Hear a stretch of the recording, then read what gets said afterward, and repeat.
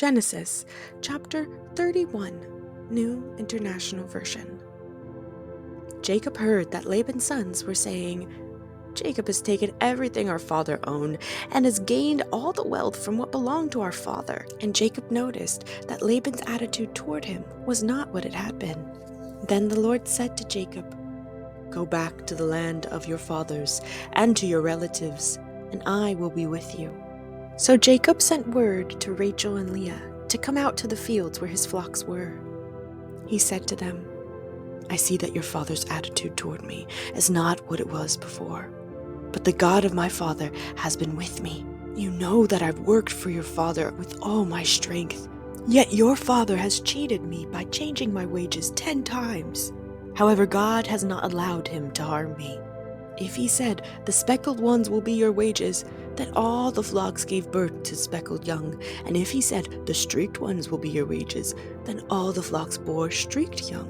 So God has taken away your father's livestock and has given them to me. In breeding season, I once had a dream in which I looked up and saw that the male goats mating with the flock were streaked, speckled, or spotted. The angel of God said to me in the dream, 'Jacob.'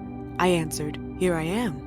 And he said, 'Look up and see that all the male goats mating with the flock are streaked, speckled, or spotted, for I have seen all that Laban has been doing to you. I am the God of Bethel, where you anointed a pillar and where you made a vow to me. Now leave this land at once and go back to your native land.' Then Rachel and Leah replied, 'Do we still have any share in the inheritance of our father's estate? Does he not regard us as foreigners? Not only has he sold us, but he has used up what was paid for us. Surely all the wealth that God took away from our father belongs to us and our children.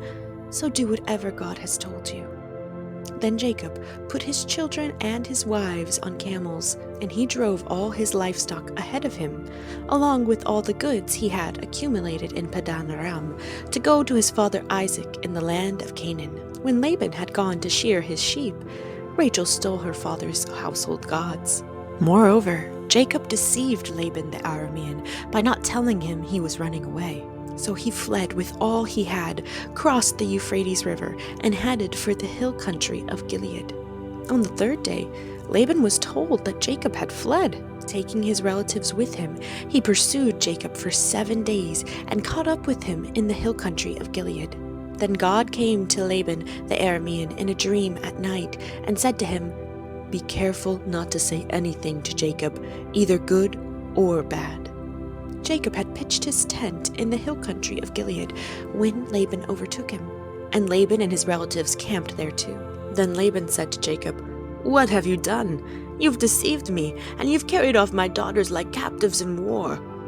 Why did you run off secretly and deceive me? Why didn't you tell me so I could send you away with joy and singing to the music of timbrels and harps? You didn't even let me kiss my grandchildren and my daughters goodbye. You've done a foolish thing. I have the power to harm you. But last night the God of your father said to me, 'Be careful not to say anything to Jacob, either good or bad.' Now you have gone off because you long to return to your father's household. But why did you steal my gods?" Jacob answered Laban, "I was afraid because I thought you would take your daughters away from me by force. But if you find anyone who has your gods, that person shall not live. In the presence of our relatives, see for yourself whether there is anything of yours here with me, and if so, take it." Now Jacob did not know that Rachel had stolen the gods. So Laban went into Jacob's tent, and into Leah's tent, and into the tent of the 2 female servants, but he found nothing. After he came out of Leah's tent, he entered Rachel's tent. Now Rachel had taken the household gods and put them inside her camel's saddle and was sitting on them. Laban searched through everything in the tent, but found nothing. Rachel said to her father, "Don't be angry, my lord. I cannot stand up in your presence. I'm having my period." So he searched, but could not find the household gods. Jacob was angry and took Laban to task. "What is my crime?" he asked Laban.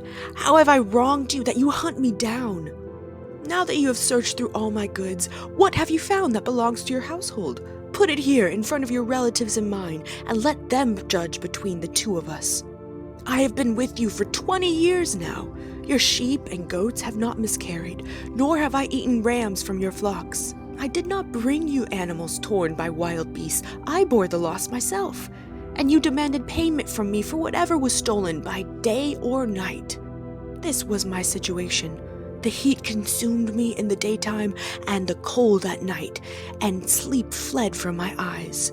It was like this for the 20 years I was in your household. I worked for you 14 years for your 2 daughters and 6 years for your flocks, and you changed my wages 10 times. If the God of my father, the God of Abraham, and the fear of Isaac had not been with me, you would surely have sent me away empty-handed. But God has seen my hardship and the toil of my hands, and last night he rebuked you." Laban answered Jacob, "The women are my daughters, the children are my children, and the flocks are my flocks. All you see is mine.